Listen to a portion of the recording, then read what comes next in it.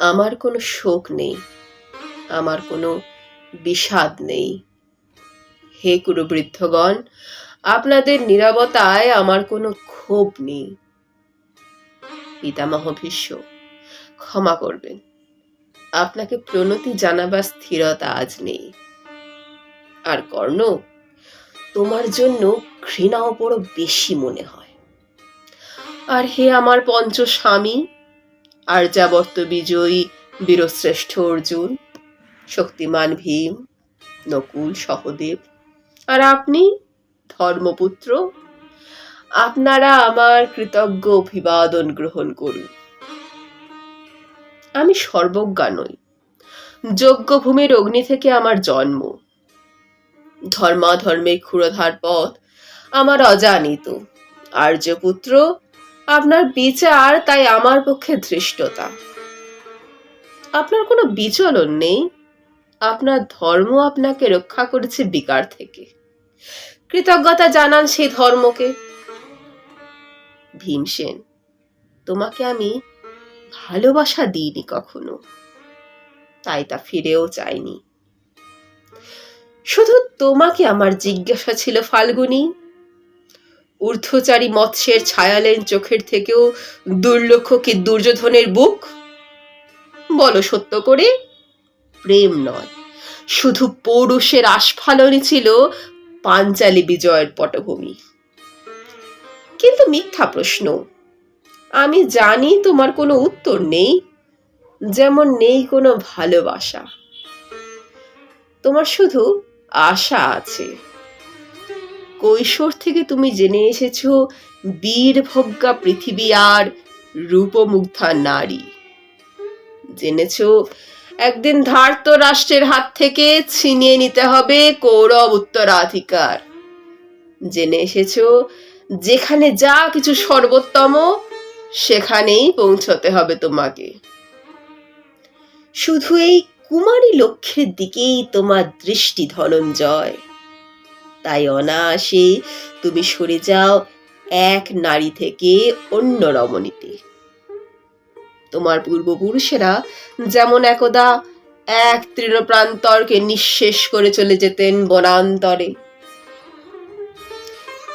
এই দ্রুত সভায় দাঁড়িয়ে আমাকে জানতে হলো নারী শুধু কয়েক প্রহরের বিলাস সঙ্গিনী। মণিময় হার, শত সহস্রে তরুণী দাসী, দান্ত মাতঙ্গ, গন্ধর্ব প্রেরিত অশ্বযুত, আর আমি পাণ্ডুপুত্র বধূ। এক পংক্তিতে দাঁড়িয়ে আমরা সবাই অপেক্ষায়।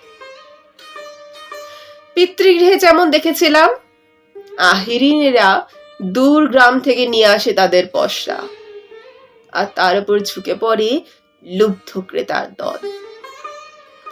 আমাদের ব্যবহার করার জন্য তেমনই উন্মুখ হয়ে আছে যারা আমার পতির আত্মীয়, আর আমাকে আমাদের বিলিয়ে দিচ্ছেন যারা, তারা আমার পঞ্চ স্বামী। বিবাহের মঙ্গলসূত্র হাতে বেঁধে যারা একদিন আমার উপর নিয়ম সিদ্ধ করেছিলেন তাদের অধিকার। না, শুধু এই রত্নমণ্ডিত সভাগৃহেই নয়, আরো আগে আমাকে জানতে হয়েছিল আমার কোনো বাসনা নেই, নেই কোনো নিজস্ব ইচ্ছা। অর্জুন, প্রথম দেখার মুহূর্তে আমার হৃদয় দিয়েছিলাম তোমাকে, অথচ আমার শরীরকে প্রথম আলিঙ্গন করলেন ওই মহাভাগ, যার খ্যাতি ধর্মপুত্র বলে।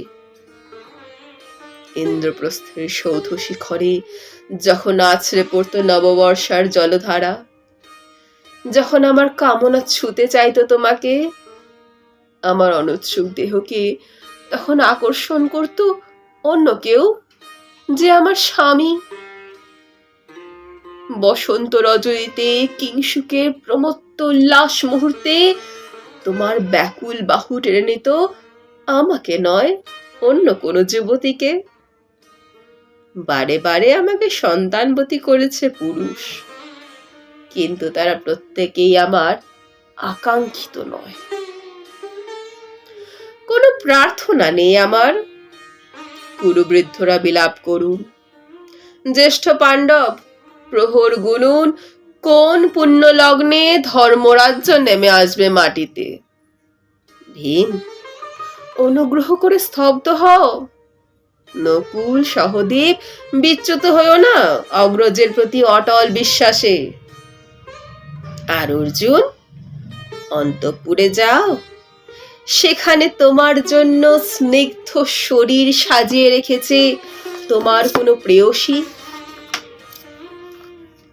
শোক নয়, লজ্জা নয়, এই রাজগৃহে দাঁড়িয়ে আমি জানলাম প্রেম নয়, শ্রদ্ধা নয়, অধিকার নয়, নারী শুধু প্রয়োজনের।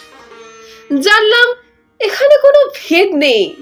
ধর্মপ্রাণ যুধিষ্ঠির, শক্তিমান ভীম, প্রেমিক অর্জুন আর লোলুপ ধৃতরাষ্ট্রনন্দনদের মধ্যে। প্রতিকার চাইছি না, যা শুধু বিলাসের, সেই বস্ত্র ছিনিয়ে নেয় যদি কোনো দুঃশাসন, নিক। আমি কাঁদছি না। চারপাশে ভাসানের ডিঙায় পশুদের উদ্দাম নাচের ভঙ্গি আমি দেখছি না। চারপাশে ক্লিবেদের অক্ষম বিলাপ আমি শুনছি না। ধনুর্বাণ নেই, আমি ফিরিয়ে আনছি আমার জন্মের স্মৃতি, যজ্ঞের আগুন। দ্রৌপদী নই, নই পাঞ্চালী, নই ভরত কুলবধূ, আমি কৃষ্ণা, যজ্ঞাগ্নি সম্ভূতা, শুধু নারী এক।